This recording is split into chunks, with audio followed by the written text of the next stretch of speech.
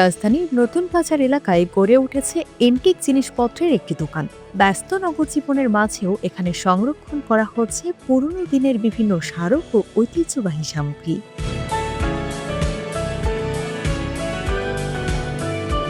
দোকানে প্রবেশ করলে দেখা যায় বিভিন্ন সময়ের সংগ্রহ, পুরনো ঘড়ি, পিতলের তৈজসপত্র কিংবা রাজা বাদশাদের ব্যবহৃত পালক সহ শত বছরের পুরনো নানা সামগ্রী। প্রতিটি পণ্যের সঙ্গেই জড়িয়ে রয়েছে ইতিহাসের ছোঁয়া।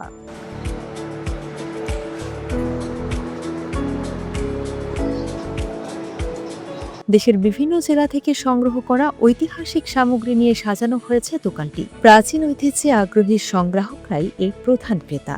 এই জিনিসগুলো আমরা সংগ্রহ করি আমাদের বাংলাদেশের 64 জেলার মধ্যে 64 জনের লোকের মতো আমাদের আছে এই জিনিসগুলো সংগ্রহ করার জন্য, কালেকশন করার জন্য।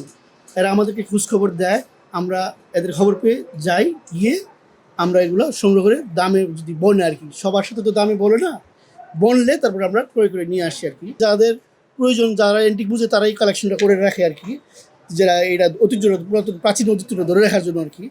ওই ক্ষেত্রে আমরা ওরকম লোকের কাছে আবার বিক্রি করি এই জিনিসগুলো আর কি। আমাদের সারা বাংলাদেশে আমাদের লোক আছে কালেকশন করার জন্য, এদের কাছে আমরা যাই, আমরা গিয়ে ক্রয় করি, আবার এরা আবার আমাদের কাছে এটা বিক্রি করে। আমরা আবার এটা একটু কাজ করি, অনেক সময় আবার অনেক কাজ ছাড়াও বিক্রি করি। দোকানগুলোতে রাজা বাদশাদের ব্যবহৃত শত বছরের পুরনো খাট পালকও দেখা যায়। এসব আসবাবে হাতে খোদাই করা পেখম তোলা ময়ূরের নকশা রয়েছে, যা ঐতিহ্যের পরিচয় বহন করে। দোকানটিতে জমিদারের ব্যবহৃত সিন্দুক, পেন্ডুলাম ঘড়ি সহ নানা ধরনের ঐতিহাসিক সামগ্রী সংরক্ষণ ও প্রদর্শন করা হচ্ছে। এসব ঐতিহাসিক সামগ্রী দেশের বিভিন্ন রাজা বাদশাদের বাড়ি থেকেই সংগ্রহ করা হয়েছে। এসব এন্টিক দোকানে পুরনো পালঙ্ক, সিন্দুক সহ নানা ধরনের ঐতিহ্যবাহী জিনিসপত্র প্রদর্শন করা হয়। এই জিনিসগুলো বেশিরভাগই আমরা সংগ্রহ করি। যেমন ফরিদপুর রাজবাড়ি আছে, যেমন আপনার নারায়ণগঞ্জ ইশাখা জমিদার বাড়ি আছে, যেমন আবার আপনার ময়মনসিং আছে, যেমন আবার আপনার উত্তরবঙ্গে আছে। বিভিন্ন রাজমহলের বা রাজা বাদশারা যারা যেখানে ছিল, জমিদাররা যেখানে ছিল, ওখানে আমাদের বেশিরভাগ যাওয়া হয়। কাঠের আমাদের খাট আছে, পালং আছে, তারপরে আপনার পুরাতন সিন্দুক আছে, পুরাতন আলমারি আছে, তারপরে আপনার অনেক কিছু ড্রেসিং টেবিল আছে, আপনার অনেক কিছু আছে। কাঠের যে যে জিনিসগুলো, রাজকীয় জিনিসগুলো যারা ইউজ করছে, ওইগুলি আমরা সংগ্রহ করে রাখি। এখানে আগের দিনের হিন্দু জমিদারদের মন্দিরে ব্যবহৃত পিতলের ছোট বড় বিভিন্ন মূর্তিও রয়েছে, যা ঐতিহ্যের অংশ হিসেবে বিবেচিত।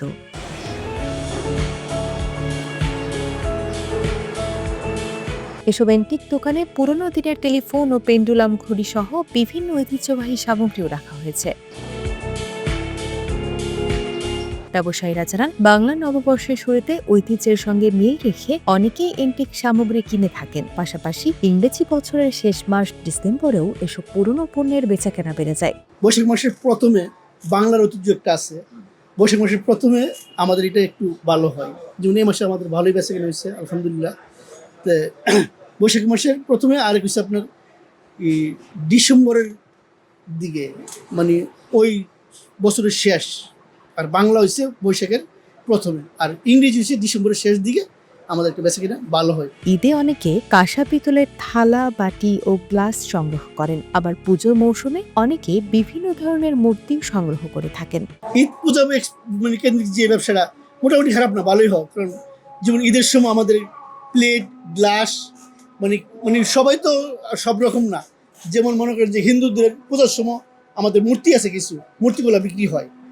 আর মুসলিমদের ঈদের সময় যেমন আপনার ওই যে নববর্ষ, এটা তো হিন্দুদেরই, তারপরে তো আমার মুসলিমদের মধ্যে এখন বেশিরভাগ একটা কালচার হয়ে গেছে। আপনার প্লেট, কাঁসার প্লেট, কাঁসার গ্লাস, কাঁসার চামচ, কাঁসার বাটি, ওইগুলো চলিত হয় বেশিরভাগ একটা।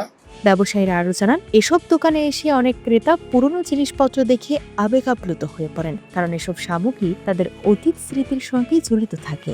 হ্যাঁ, যারা অনেক সময় দোকানে আসে, আইসা দেখে তো অনেক সময় আত্মহারা হয়ে যায় যে কোথায় আসলাম, এতে একটা জাদুঘরে এসে পড়লাম, এই জিনিস তো কখনো দেখি নাই। অনেকক্ষণ থাকে, শুধু হাত দিতে চা, দেখতে চা, সময় কাটাতে চা, অনেক ভালো লাগে তাদের, দেখতে ভালো লাগে। তো ভাই না নিয়া দেখে যেতে শান্তি লাগে। পুরনো দিনের ঐতিহ্য ও স্মৃতিকে নতুন প্রজন্মের সামনে তুলে ধরতে এমন উদ্যোগকে প্রশংসনীয় বলে মনে করছেন সংশ্লিষ্টরা।